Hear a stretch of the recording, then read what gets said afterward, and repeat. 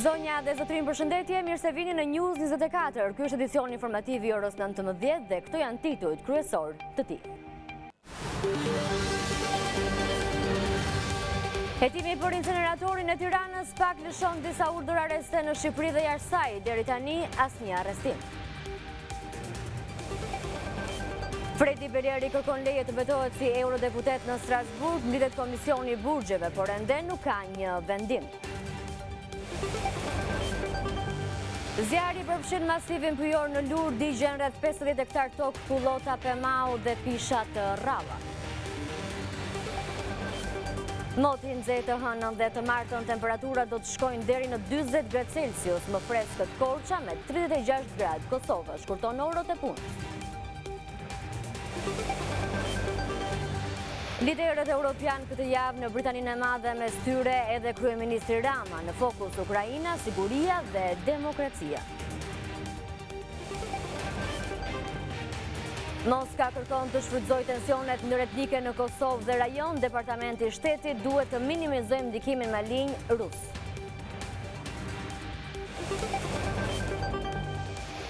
U akuzua se vrau producenten, pushohet çështja ndaj aktorit Alek Baldwin. Gjykata fajsoi policinë dhe prokurorinë se fshehën provat.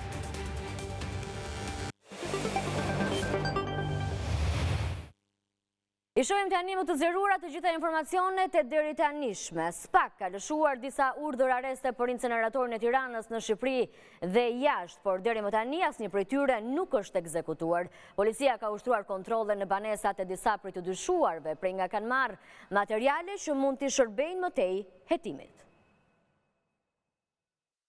SPAK firmon 8 masa arresti për aferën e inceneratorit të Tiranës, por asnjë prej të dyshuarve nuk është vënë në pranga pasi ndodhen jashtë vendit. Nga burime pranë policisë së shtetit, konfirmohet se janë shpallur në kërkim Ilir Dedja, Denisa Tollkuçi, Dashamir Ymeraj, Renardon Albani, gazetari me inicialet e H si dhe 3 shtetas të huaj. Ndaj tyre rëndojnë dyshimet për pastrim parash dhe grup kriminal.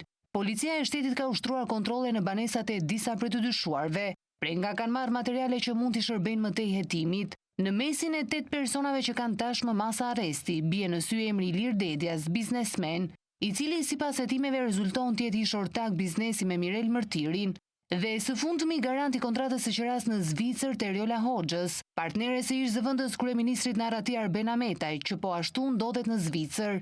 Denisa Tollkuçi ndërkohë rezulton administratore e kompanive të Klodian Zotos, një prej 2 pronarëve faktik të inceneratorit të Tiranës. Më herët për këtë aferë është firmosur urdhër arresti i ri për biznesmenët Mirel Mërtiri e Klodian Zoton, ish-ministrin e mjedisit Lefter Koka, zyrtarët e Bashkisë së Tiranës Taulan Tusha, Namik Simixhiu, si dhe për disa të dyshuar të tjerë. SPAK një vit më parë vendosi sekuestro mbi inceneratorin e Tiranës. Edhe sot mediat greke shkruajnë se Fredi Beleri do të jetë në Strasburg të martën e javës së ardhshme për të marrë pjesë në seancën plenare të Parlamentit Evropian, si dhe për të marrë zyrtarisht detyrën e tij si eurodeputet. Sipas gazetës Kathimerini, Beleri do të fluturojë për në Strasburg mëngjesin e së hënës me një ndalesë të ndërmjetme në Athinë. Kathimerini thekson se autoritetet shqiptare pas presioneve të shumanshme i kanë dhënë atij një leje 5 ditore, të cilën ai vetë kishte kërkuar në mënyrë që të shkonte në Strasburg dhe më pas të kthehej në burg për të vuajtur afatin e mbetur të dënimit, i cili përfundon në tetor. Por ajo që News 24 mëson është se Komisioni i Burgjeve, ku bën pjesë autoritetet më të larta të burgjeve, u mblodh këtë mëngjes, por nuk mori asnjë vendim dhe e shtyu mbledhjen për pasditen. Në fakt, ligji shqiptar nuk parashikon një rast të tillë që një i dënuar të marrë leje për të dalë jashtë Shqipërisë dhe vendimi për lejimin e Belerit të betohet në Strasburg do të binte ndesh me refuzimin për ta lejuar atë të betohej si kryebashkiak i Himarës. Kryetari i Bashkisë së Shiakut Elton Arbana është vënë në qendër të akuzave të PD-s. Zëdhënësja e zyrës së antikorrupsionit Genta Vangjeli deklaroi se janë kryer shkelje ligjore dhe abuzime, duke prishur shtëpitë e banorëve për të ndërtuar një supermarket. Partia Demokratike akuzon kryetarin e Bashkisë së Shiak Elton Arbana për abuzime me detyrën. Zëdhënësja e zyrës së antikorrupsionit në Partinë Demokratike Genta Vangjeli, referuar denoncimeve, deklaroi se kryebashkiaku i Shiakut prish shtëpitë e banorëve për të ndërtuar supermarket. Me anë të vendimit nr. 369 datë 3 gusht 2020, Elton Arbana ka miratuar leje ndërtimi për kompleksin e parë të vilave në adresën Lagja Popullore Shijak.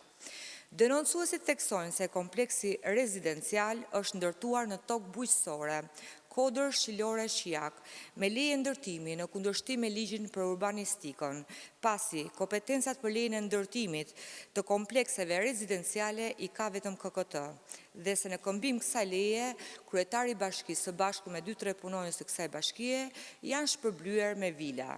Zëdhënësia e Departamentit të Antikorrupsionit në PD flet për abuzime me dëmshpërblimet si pasojë e tërmetit të vitit 2019. Për një godin të padëmtuar nga tërmeti janë marrë 8 milion lek për dëmshpërblim. Bëhet fjalë për godinën ku aktualisht ka vendodhjen e ushtrimit të aktivitetit OSHE Shijak. Prej 12 vitesh, në katin e dytë të cilës ushtron aktivitetin një biznes bar-restorant. Godina nuk mund t'jetë dëmtuar nga tërmeti 2019, pasi gjatë gjithë kohës ka funksionuar në mënyrë të pandërprer aktivitetin OSHE Shijak. Genta Vangjeli akuzon Bashkinë Shijak se në kundërshtim me ligjin depoziton mbetjet në zonat kadastrale pyjore, duke kryer krim mjedisor.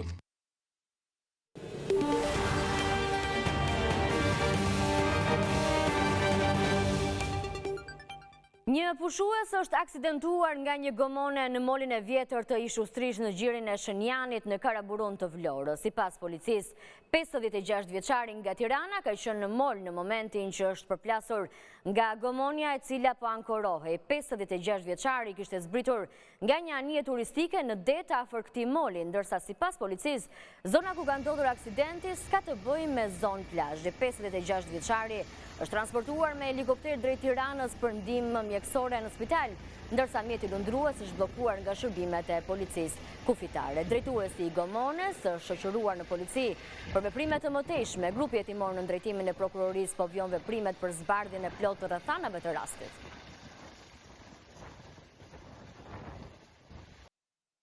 Dy persona janë arrestuar në Vlorë pasi u përleshën me efektivët e policisë rrugore në Lungomar. Dy pronar të biznesit për dhënien me qira të mjeteve elektrike fillimisht kanë debatuar verbalisht me policët duke i kundërshtuar për një mas me gjobë dhe më pas i kanë goditur me grushta e sende të forta.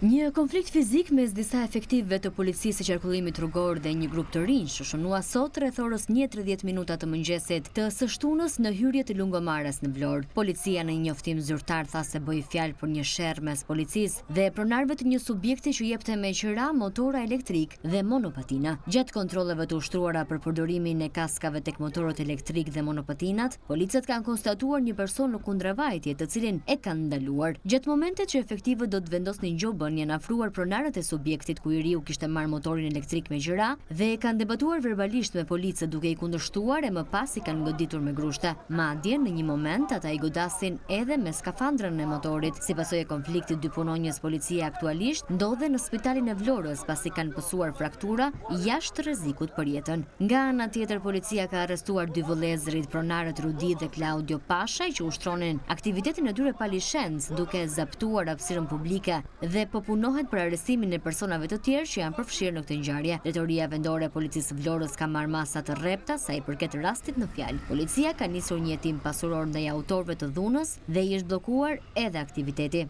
Për ngjarjen ka reaguar edhe ministri i Brendshëm. Balla shkrua në Facebook se kush nuk i përgjigjet urdhrit të ligjshëm të policit ose më rënd akoma e kundërshton me forcë, duhet të kuptojë se po godet shtetin. Çdo veprim kundërshtimi me forcë nuk duhet të tolerohet, apelon kreu i Ministrisë së Brendshme.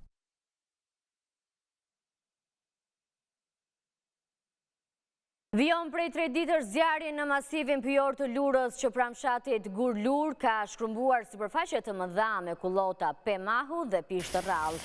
Megjithë ndërhyrjen nga efektivët e shërbimit zjarfikës të bashkisë Dibër, të Agjencisë së Zonave të Mbrojtura të Shërbimit Pyjor dhe banorëve të zonës, nuk është arritur të shuhet zjarri, që deri tani ka arritur në një sipërfaqe prej 50 hektarësh. Banorët dhe përfaqësuesit e pushtetit vendor vjojnë të bëjnë thirrje për ndihmë nga ajri pasi zjarri por merr masat të frikshme për shkak edhe të erës së fortë dhe temperaturave të larta. Si pasojë e flakëve që vazhdojnë të përpinë çdo gjë që u del përpara, dëmi në ekonominë pujore të qarkut kombëtar Lur Malidejës parashikohet të jetë shumë i madh.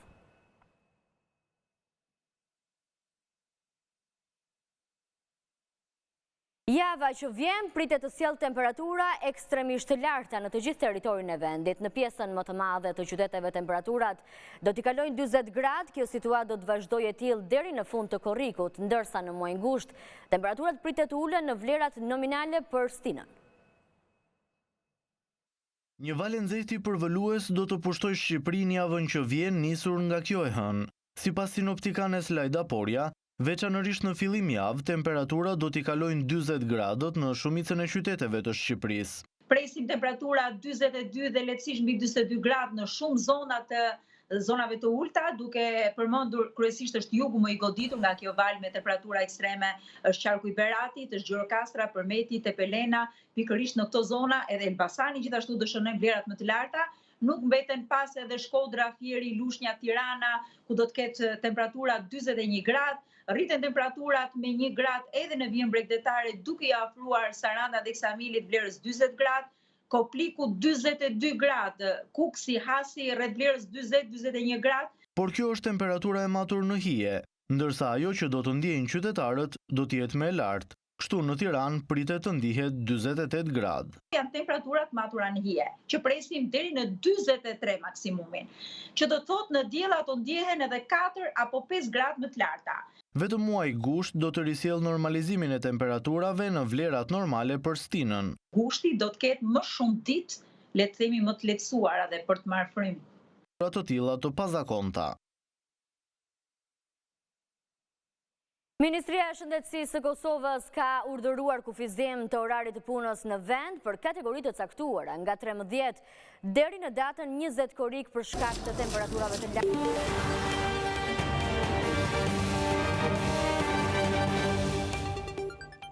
Do të vijmë me tjera zhvillime, Komiteti Politik Evropian do të mblidhet në Britaninë e Madhe javën e ardhshme për të diskutuar mbi situatën në Ukrainë, sigurinë europiane dhe demokracinë. Në samitin që do drejtohet nga kryeministri i ri britanik është ftuar për të marrë pjesë edhe kreu i qeverisë shqiptare Edi Rama. Liderët evropian, mes tyre edhe kryeministri Edi Rama, do takohen në Britaninë e Madhe javën e ardhshme. Volodymyr Zelenski pritet të udhëtojnë në Mbretërinë e Bashkuar për t'u drejtuar udhëheqësve evropian në pallatin Belheim, të cilët do takohen për të diskutuar mbi Ukrainën, sigurinë evropiane dhe demokracinë. Konferenca e së njëjtës është takimi i katërt i Komunitetit Politik Evropian, një nismë e nisur pas pushtimit rus të Ukrainës në shkurt 2022, që ishte ideja e presidentit francez Emmanuel Macron. Përveç Britanisë së Madhe, në konferencë janë të ftuar edhe vende jo anëtare të Bashkimit Evropian, përfshirë Norvegjinë, Islandën, Gjergjinë, Kosovën, Serbinë, Shqipërinë dhe Turqinë. Megjithse kuptohet se Recep Tayyip Erdogan, presidenti turk, që nuk mori pjesë në samitet e mëparshme, nuk e ka konfirmuar pjesëmarrjen.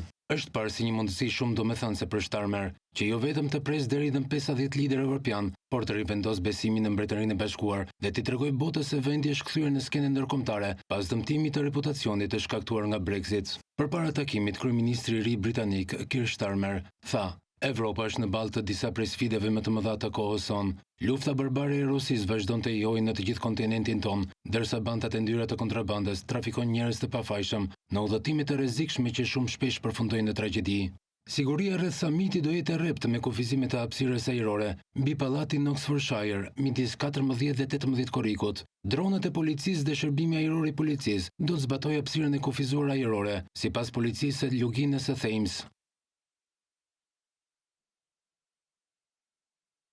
Departamenti Amerikan i Shtetit ka bërë të ditur përmes një deklarate se Rusia po kërkon të shfrytëzojë tensionet ndëretnike në rajonin e Ballkanit Perëndimor, me qëllim që të krijojë destabilitet dhe të pengojë integrimin e rajonit në institucionet euroatlantike. Dash tha më tej se Washingtoni po punon me shtetet e Ballkanit Perëndimor që të forcohet bashkëpunimi rajonal dhe të avancojë reformat që do të paksojnë mundësinë për ndikimin malign rus.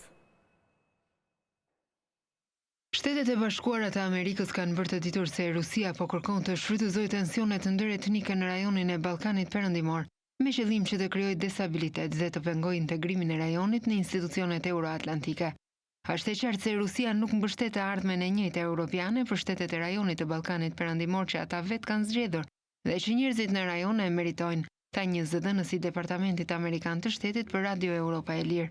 Dash tha më tej se pikërisht për shkak të qëllimit të Rusisë, Washingtoni po punon me shtetet e Ballkanit Perëndimor që të forcohet bashkëpunimi rajonal dhe të avancohen reformat që do të pakësojnë mundësinë për ndikimin malign rus dhe do të sillnin paqe, stabilitet dhe prosperitet për rajonin. Agresioni i Rusisë kundër Ukrainës nxjerr në pa urgjencën dhe rëndësinë e këtyre prioriteteve, është shprehur zëdhënësi i Departamentit Amerikan të Shtetit.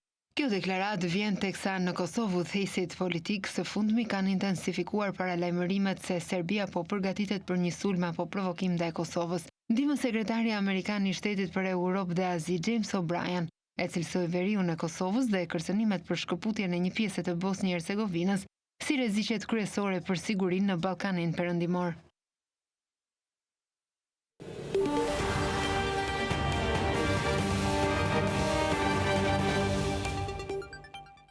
Një familje me 4 antar në fshatin Kavalic të Matit që prej tërmetit të vitit 2019 ka mbetur në qiell të hapur. Me 3 pjesëtar të familjes të sëmur, kryefamiljari 83 vjeçar shprehet se nga pushteti vendor nuk kanë marrë asnjë zgjidhje ndërsa bën apel për ndihmë. Këto janë kushtet në të cilat jeton familja Basha në fshatin Kalivaç të njësisë administrative bazë në bashkinë e Matit, që për vitit 2019 kjo familje mbeti e pastre, pasi tërmeti u shkatroi banesën. Kryefamiljari Veli Basha rrëfen se pas tërmetit në zonën e tyre nuk është kryer asnjë verifikim për dëmet e shkaktuara, ndërsa për të rindërtuar një jetë të re, provuan të zhvendosen drejt fushkrujës, por pamundësia për të përballuar kostën e qiras në qytet i detyroi të ktheheshin sërish në fshatin e tyre. Ja, problemet se shifni vetë ju. Problemet që kam nuk ka. Qëtë djale kam të shmonë, në plakën e kam të shmonë, qëtë vajzë kam jetime ata kam e ka rëtë që plakë e imja, vajzës. Me lot në sy, 83 vjeçari Veli Basha pohon se vështirësit më të shumta i hasen gjatë periudhës së rreshjeve në vjesht e dimër, ndërsa shton se institucionet vendore ju kanë ofruar si ndihmë të vetme një çadër strehimi.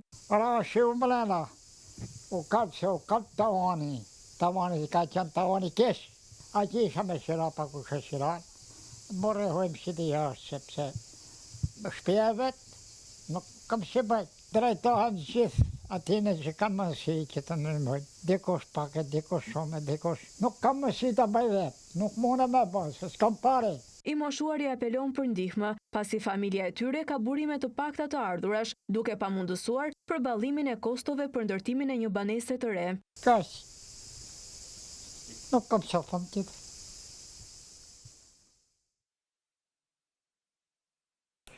Partia Demokratike deklaron se tashmë zyrtarisht 2 sektor të rëndësishëm ekonomik, industria dhe bujqësia janë në krizë. Këshilltari për çështjet ekonomike në Partinë Demokratike Dorian Teliti deklaroi se të dhënat zyrtare të Instat tregojnë se këto 2 sektor janë më të goditurit.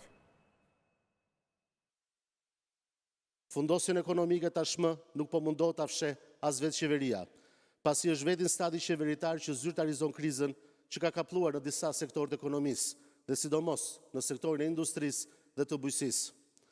Në publikimin e fundit mbi ecurinë e ekonomisë të tërmëjorin e parë 2024, Instat vëren se sektori i industrisë, energjisë dhe ujit shënoi rënien e radhës me një ulje vjetore prej 1,05% dhe sektori bujqësisë pësoi rënien e mëtejshme me 1,73%. Goditja që është bërë sektorit të industrisë dhe sidomos industrisë përpunuese, e cila në bazë të saj ka eksportet shqiptare, është treguesi më i qartë i braktisjes nga qeveria, sidomos në këto 2 vjet të fundit ku euro ka shënuar zhvlerësinë më të lartë në historikun post-komunist. Gjithashtu, tejet shqetësuese vazhdon të jetë edhe rënja e vazhdueshme disa vjeçare tashmë në sektorin e bujqësisë, duke orientuar konsumit gjithnjë më shumë jo ndaj produkteve made in Albania, por ndaj atyre të importuara, po nga i njëjti grusht mish oligark, duke e lënë për hera Shqipërinë të fundit në rajon për sa i përket subvencioneve direkte ndaj fermerit, blegtorit dhe industrisë agropërpunuese. Zëvendës sekretarja e përgjithshme e Partisë së Lirisë Brunilda Haxhiu ka akuzuar qeverinë se u limoshën e regjistrimit për klasën e parë për të fshehur shifrat e vërteta të rënies së numrit të nxënësve. Sipas saj, Shqipëria edhe sa i takon nivelit të përgatitjes ka rënien më të madhe nga të gjitha vendet dhe kjo tregohet nga testimi i PISA-s. OECD vë në dukje se Shqipëria ka bërë hapa pas në sektorin e arsimit, me rënje të normave të regjistrimit në parashkollor dhe fillor. Të mos harrojmë se me nismën e Ministrisë së Arsimit është ulur mosha e regjistrimit në klasë të parë për të zbutur rënien drastike të regjistrimit të nxënësve në klasa të para. Kjo edhe në kundërshtim me zhvillimin psikologjik të fëmijës, i cili nuk është gati të përballet me kurrikulat e klasës së parë në moshën 5 vjeçare. Nisëm kjo e pa konsultuar me specialist në fushën e arsimit dhe psikologjisë. Në testimin PISA 2022, Shqipëria u rendit në vendin e 62 ndër 80 vende që morën pjesë në testim. Vlerësimet e PISA treguan se Shqipëria ka pësuar rënien më të madhe të rezultateve se sa ndonjë vend tjetër ka pasur.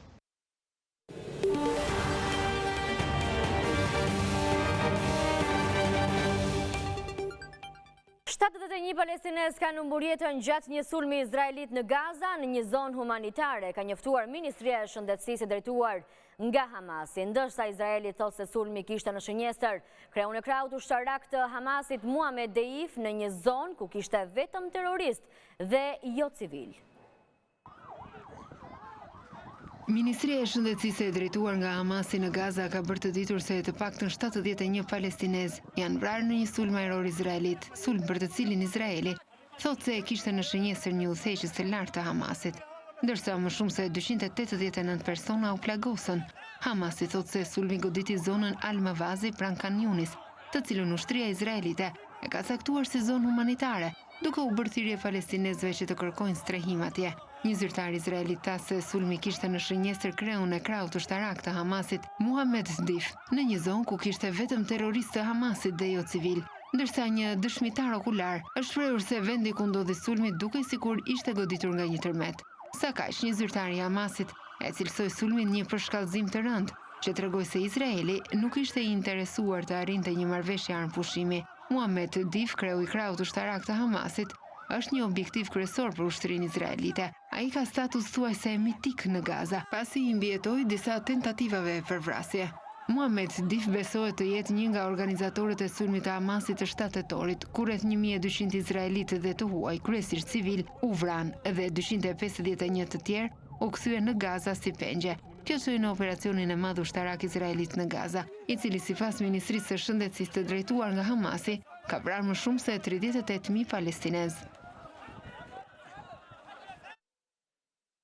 Në një takim të rëndësishëm elektoral në Michigan, presidenti Amerikan Biden deklaroi se nuk do të largohet nga gara elektorale dhe paralajmëroi se ish presidenti Donald Trump përfaqëson një rrezik serioz. Presidenti Biden, moshën 81 vjeçare, po përpiqet ta zhvendos diskursin publik nga çështja e mpregtësisë të tij mendore, drejt ndikimit që do të kishte një presidencë e dytë Trump, ndërsa fushata e tij po as vështirësi pas paraqitjes së tij të dobët në debatin presidencial të 27 qershorit, që nga debati presidencial të paktën 19 ligjvënës i kanë kërkuar presidentit Biden të largohet në mënyrë që Partia Demokrate të mund të zgjedhë një kandidat tjetër. Po kështu kanë kërkuar edhe disa donatorë, yje të Hollywoodit, grupe aktiviste dhe media. Megjithatë, presidenti Biden deklaron të ketë mbështetje nga zyrtarët kryesor në parti dhe është zotuar të kandidojë në zgjedhjet e 5 nëntorit.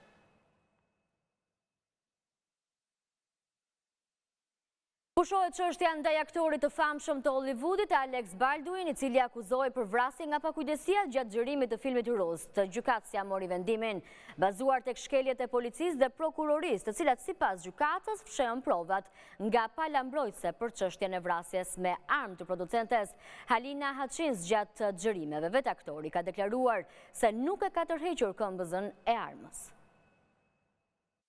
Aktori i famshëm i Hollywoodit Alec Baldwin shpërtheu në lot të kësaj një gjykatëse në New Mexico, pushoi çështjen kundër tij për vrasjen gjatë xhirimit të filmit Rast. Gjykatësia vendosi gjithashtu se kjo lloj padije nuk mund të ngrihet sërish ndaj Baldwin.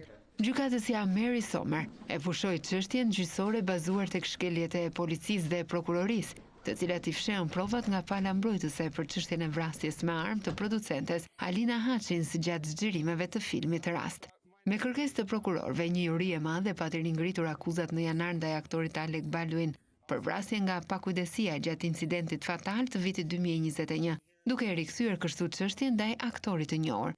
Baldwin, aktori kryesor dhe bashkëproducenti i filmit Rast, po i drejton të armën kinaste Salina Hutchins gjatë provave për një filmim në të dalë të qytetit Santa Fe në tetor të vitit 2021, kur arma u shkrep, duke vrarë kineasten dhe duke plagosur regjisorin Joel Souza. Baldwin është shprehur se nuk e ka tërhequr këmbëzën e armës. Ringritja e padise vendosi sërish Baldwin në vështirësi ligjore dhe ringriti mundësinë e dërgimit në burg të tij. Prokurorët e posaçëm patën tërhequr fillimisht një akuzë të ngjashme ndaj Baldwin, duke thënë se ishin informuar se arma mund të ishte modifikuar përpara filmimeve dhe se mund të kishte keq funksionuar. Më pas ata ndryshuan qëndrim dhe filluan paraqitjen e akuzës së re ndaj tij, pasi morën përfundimet e analizave të reja për armën.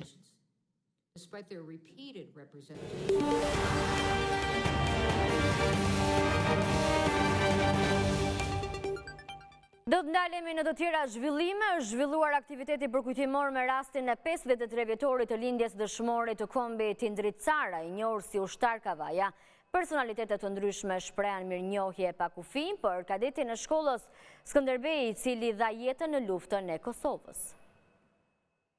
Në sallën e auditoriumit të garnizonit Skënderbej u zhvillua aktiviteti përkujtimor me rastin e 53 vjetorit të lindjes së dëshmorit të kombit Indrit Cara, i njohur si ushtar Kavaja, kur u bashkua UÇK-s. Indrit Cara u edukua në shkollën ushtarake Skënderbej që në moshën 14 vjeçare dhe shkolla ushtarake Skënderbej është nismëtare dhe organizatore e këtij eventi letrar në kujtim të dëshmorit të Adheut. Komandanti i akademisë, General Bardhyl Nuredinaj, u shpreh se Skënderbega si sypatrembur Indrit Cara luftoi për liri dhe pavarësi. Jemi krenar për atë çfarë la pas, shprehet ai.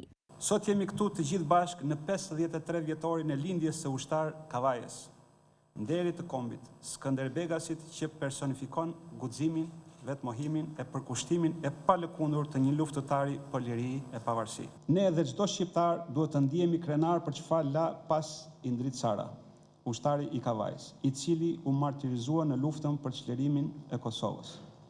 Liria dhe paqja që gëzojmë sot është fal gjakut të derdhur nga bijt dhe bijat, si Indriti. Kryetari i Bashkisë së Kavajës Fistik Qosja theksoi se Indrit Cara u rrit në një qytet që nuk e donte padrejtësinë, është rritur me një dhe dashuri të lartë, shprehta e ndër të tjera. Indrit Cara lindi dhe u rrit në qytetin e Kavajës, një qytet rebel, i cili asnjëherë s'ka duruar padrejtësi. Gjithashtu Indrit Cara u formsu dhe u lartësu në shkollën Skënderbegës, ku u rrit me patriotizmin, me ndjenjen e luftës, me ndjenjen për të dalë përballë çdo të keqe dhe çdo armiku që na vjen. Pra një njeri i lindur dhe i rritur nga Kavaja dhe i formsuar në shkollën Skënderbegës, s'ka si të ishte ndryshe për vetë faktit si që ishte Indrit Cara. Kështu që si kryetari i Bashkisë Kavajës ndihem krenar, çdo qytetar i Kavajës ndihet krenar që një hero sot është nga Kavaja. Unë, bashkë me të gjithë organizatorët, bashkë me të gjithë stafin e bashkisë, do të bëjmë të pamundur që emri Indrit Cara të lartësohet aty ku e meriton. Dhe ne, në 31 mars, kur ai ka ditën e rënies, do të ngrem një bust gjigant nga Kavaj për të formsuar dhe për të lartësuar veprën dhe dinjitetin, për t'ia çuar dinjitetin në vend Indrit Carës, por jo vetëm, të gjithë bashkëluftarëve të tij që kanë luftuar dhe kanë dhënë jetën për Kosovën, për Shqipërinë e për gjithë atë dhëun. Faleminderit shumë dhe nderime për jetë. Mirënjohje shfaqi edhe Skënder Durmishi, ambasadori i Kosovës në Shqipëri, i cili shtoi se djali i zemërluan nga Kavaja ndihmoi Kosovën dhe ra në luftë për lirinë e saj. Djali i zemërluan nga Kavaja që erdhi në ndihmë Kosovës në një moment kritik të saj. Indriti ishte nga ata djemtrima nga kjo anë që erdhi në ndihmë Kosovës kur kishte më së shumti nevojë. Indrit Cara erdhi e ra në luftë për lirinë e Kosovës. Aktiviteti u mbyll edhe me promovimin e botimit Shqiponja e Lirisë e autorit Muharrem Shqarri. Rikthehet në skenë 70 vjet nga premiera e saj, opereta Gimi në natën e 2 edicionit të 7 Mik Festival. U interpretua muzika kështu e realizuar nga Kristo Kono, duke ofruar një përvojë unike dhe të veçantë për publikun ardashës që e mirëpriti. Opereta Gimi rikthehet në skenë 70 vjet nga premiera e saj, me iniciativë të sopranos Inva Mula në natën e 2 edicionit të 7 Mik Festival. Kjo rivënie bashkëkohore në skenë riktheu muzikën e realizuar nga Kristo Kono, duke ofruar një përvojë unike dhe të veçantë për publikun ardashës që e mirëpriti me shumë entuziazëm.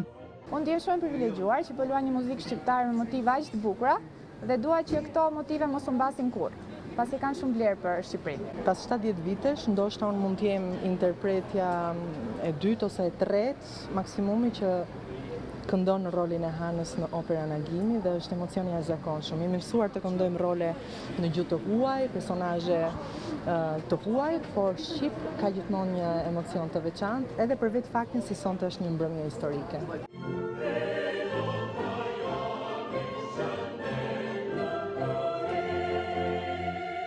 Ka qenë një punë e madhe për ta marrë përsipër këtë vepër, për ta rindërtuar, digitalizuar dhe për ta sjellë në një formë tepër origjinale, shfaqje që u ndoq me interes nga ardashësit në Korçë. Është vërtet muzikë shqip. Melosi shqiptar do predominon nga të katra anët, në të gjitha format, dhe ajo që është risi tjetër është shumë të rinj janë përfshirë në këtë eksperiencë, duke filluar që nga të rinjtë orkestrës forcave të armatosura, po mbi gjitha trupat në skenë, këngëtarët, valltarët, pra gjithë të kombinime eksperiencash, përvojash për disa për herë të parë, ishin risia e kësaj sjellje në skenë, kësaj vënie në skenë të kësaj vepre që vërtet është vlerë shtuar në trashëgiminë tonë jo materiale. E them këtë sepse do duheshin më tepër të bëheshin punime të tilla të kësaj natyre, të vinin në skenë jo vetëm për publikun shqiptar, por për trashëgiminë tonë është për brezat e ardhshëm. Agimi është opereta e parë në krimtarinë shqiptare, e cila u kompozua me rastin e 10 vjetorit të çlirimit në vitin 1954 nga kompozitori Kristo Kono, artisti i popullit. Opereta e ndarë në 3 akte përshkruan dashurinë dhe thelbi i veprës është pikërisht triumfi i dashurisë.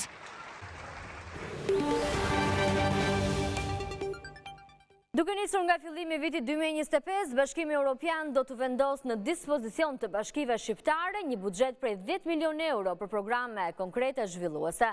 Lajmin e dha ambasadori i BE Silvio Gozzato për News 24 pas përfundimit të programit BE për bashki, të cilin ai e cilësoi të suksesshëm. Programi financuar me 1.7 milion euro nga fondet e BE-s ndihmoi 19 bashki shqiptare. Bashkimi Evropian vlerëson rëndësinë e pushtetit vendor në Shqipëri pasi 70% e legjislacionit evropian zbatohet në nivel vendor.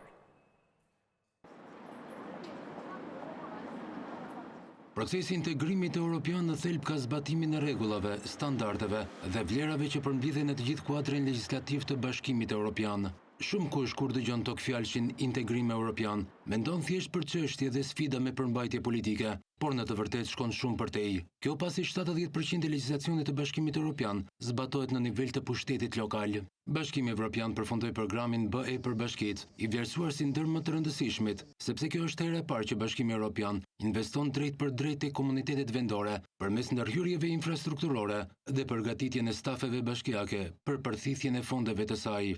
19 bashki të mëdha të vogla të Shqipërisë përfituan nga 1.7 milion euro fonde të vëna në dispozicion nga Bashkimi Evropian përmes delegacionit në Shqipëri. Godina në prag rënimi u rekonstruktuan tërësisht, u përmirësuan shërbimet për qytetarët dhe komunitetet. Ambasadori i Bashkimit Evropian Silvio Gozzato në intervistën dhënë për News 24 thekson se Brukseli i kushton vëmendje të veçantë pushtetit vendor në Shqipëri, pasi ai përbën një hallk të rëndësishme në procesin e integrimit evropian dhe zbatimit të kuadrit ligjor.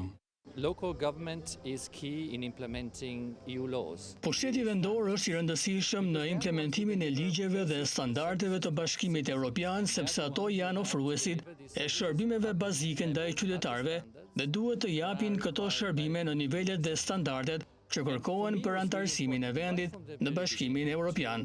Për mua ka qenë shumë e rëndësishme që prej fillimit për të bërë të mundur që ne si delegacioni BE-s të mos angazhohemi vetëm me qeverinë qendrore, sigurisht që ne bëjmë këtë sepse është interlokutori ynë kryesor, por të udhëtojmë në Shqipëri, të bisedojmë me kryetarët e bashkive, të kuptojmë sfidat me të cilat ata përballen, sepse ata janë persona që prekin problematikat e qytetarëve shqiptarë çdo ditë. Ata kuptojnë pritshmëritë e tyre, si dhe janë ata që mund t'i shpjegojnë qytetarëve që Bashkimi Evropian nuk është dhe nuk ka të bëjë vetëm për adoptimet e ligjeve, por ka të bëjë me ndryshimin e mentalitetit, të kenë një qasje ndryshe mbi çështje dhe problematika të caktuara. Pra kryebashkiakët janë shumë të rëndësishëm në procesin e integrimit evropian. Prandaj jam shumë i kënaqur që ndërmorëm këtë program BE për bashkitë dhe që do ta vazhdojmë atë sepse mendoj që duke punuar krah për krah me kryetarët e bashkive dhe duke i mbështetur ata, është absolutisht e rëndësishme. Programi i Bashkimit Evropian në mbështetje të pushtetit vendor në Shqipëri për ambasadorin Gonzato përbën një provë suksesi, pasi në bashkitë ku investua janë përmirësuar shërbimet ndaj qytetarëve, por mbi të gjitha janë përfituar aftësitë dhe njohuritë që pushteti vendor të përfitojë direkt nga fondet e Brukselit zyrtar. What was really encouraging when I visited a few municipalities was to see Ajo çfarë ishte vërtet inkurajuese ka të bëjë me faktin se kur unë kam vizituar disa bashki, kam parë që me pak para ju mund të ndryshoni jetën e një komuniteti, mund të ofrohen shërbime të reja, mund të injektohet dinamike re në atë komunitet, mund të jepen të rinjve mundësi për të mësuar aftësi të reja, si për shembull aftësi në IT, mund të krijohen hapësira që të rinj të mblidhen së bashku dhe për të mësuar gjëra të reja, ose për të shpenzuar kohë në komunitet. Po ashtu mund të ndihmohen shoqata vendore për të trajtuar probleme si për shembull problemet e dhunës, pra vërtet ndryshon jetën e njerëzve duke përmirësuar shërbimet sociale dhe shërbimet shëndetësore. Këto janë gjëra vërtet konkrete dhe të prekshme, kështu për mua ishte shumë kënaqësi dhe ky program BE për Bashkitë është një provë suksesi. Diçka tjetër më afatgjat ka të bëjë me ndihmën tonë që këto bashki të mësojnë si të përballen me Bashkimin Evropian. Kjo është pjesë e lojës, sepse duhet të mësosh si të përballesh me burokracitë e Bashkimit Evropian. Mund t'ju them se nuk jemi aq keq, por ne jemi një burokraci specifike. Tani bashkitë kanë përfituar aftësitë dhe njohuritë që do të jenë absolutisht kyçe në të ardhmen për të aksesuar fondet që Bashkimi Evropian do të vërë në dispozicion gjithashtu për pushtetin vendor. Shtatorin e vitit 2023 u krijua një portofol i ri ministror, Ministria për Pushtetin Vendor, qëllimi i së cilës është bashkëveprimi dhe asistenca ndaj bashkive. Ministri Arbian Mazniku pohon se në këndvështrimin e procesit të integrimit evropian ekzistojnë sfida të cilat duhen adresuar nga pushteti vendor. 7% e këtij legjislacioni zbatohet në nivel vendor, siç e thatë juve. Ndaj dhe sfida në nivel bashkish është e jashtëzakonshme që ata të kenë mundësi të funksionojnë në këtë nivel. Të mendojnë në këtë nivel, të kenë struktura, njerëz, mekanizma të brendshme që të funksionojnë në këtë nivel. Një gjë edhe më e rëndësishme se kaq është që shumë shpejt Shqipëria do të jetë e aftë të aplikojë për 2 ndër programet më të mëdha të Bashkimit Evropian, fondet strukturore dhe fondet e kohezionit social, që janë 2 programet që kanë ndërtuar Bashkimin Evropian dhe kanë fuqizuar BE në gjithë territorin e saj.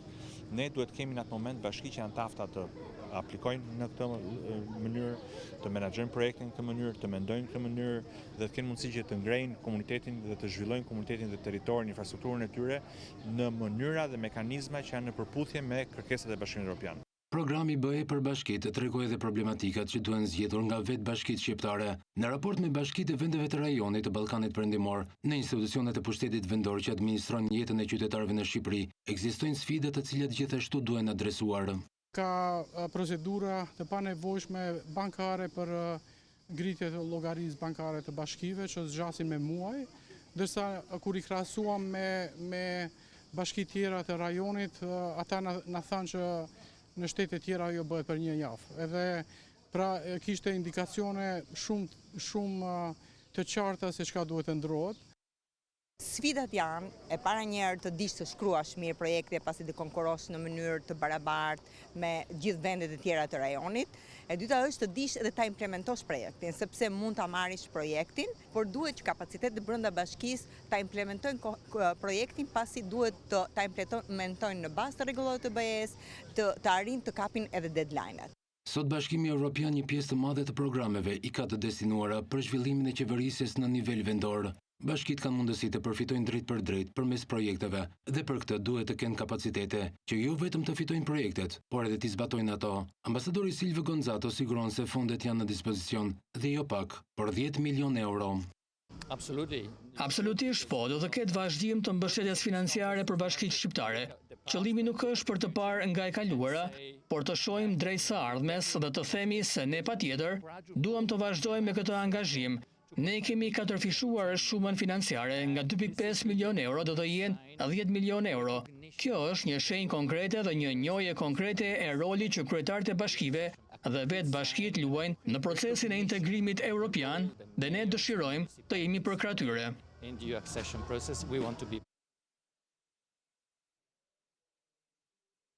Kjo është gjithçka e përgatitur për këtë edicion informativ. Për informacione të tjera ju ftoj të ndiqni faqen në balkanweb.com për informacione nga vendi, rajoni dhe bota. Bashkë, miru takofshim.